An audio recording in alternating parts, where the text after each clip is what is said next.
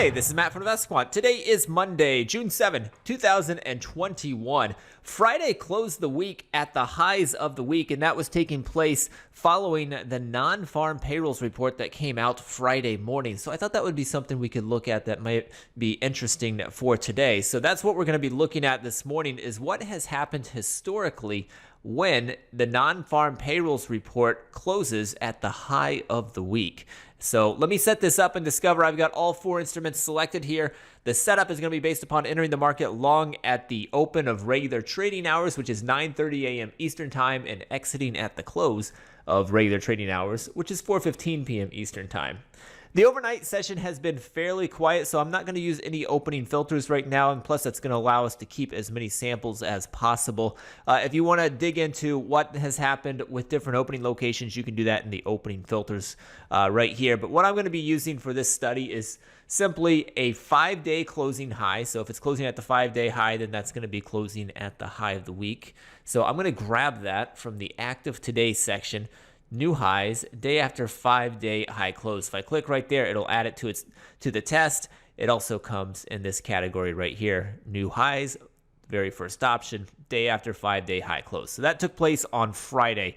And then we are now the day after the market event of the non-farm payrolls report. So I'm going to put that in the test as well. Our market events section allows you to test day before, day of, and day after all of the higher tiered reports. So I'm going to go ahead and grab from the active today section, day after non-farm payrolls report. If I scroll down here, you'll see it near the bottom of the list. I think we've got about 27 different options available to test different market events for day before, day of, and day after. So quite a few different interesting ideas here. And then lastly, I'm going to put us in a similar market environment. We closed up near all-time highs, so above a 10, above a 200-day simple moving average. And now I can click View Results.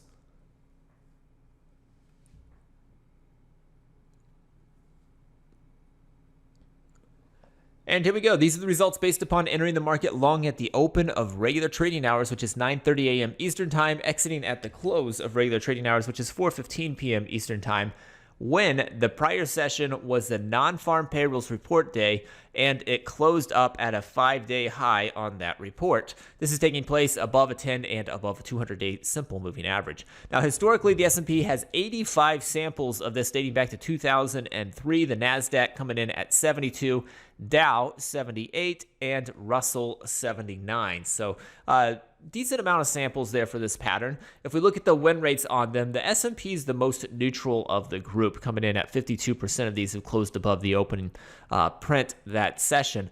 For the NASDAQ, it is stronger, coming in at 61%, the Dow 59%, and the Russell 55%. So 3 of the 4 at least mildly favored here, historically speaking. If we look at the average win and average loss, the average win's been a little bit larger there for the S&P. It has been quite a bit larger for the NASDAQ, whereas the Dow and the Russell have a fairly similar sized average wins and average losses. So overall, this pattern has mildly favored the upside. Not the strongest we've ever seen, but NASDAQ and Dow have had a little bit of a lean to the upside on this day after non-farm payrolls report following a 5-day high close. Hopefully you found that helpful. Good luck today, and we will see you next time.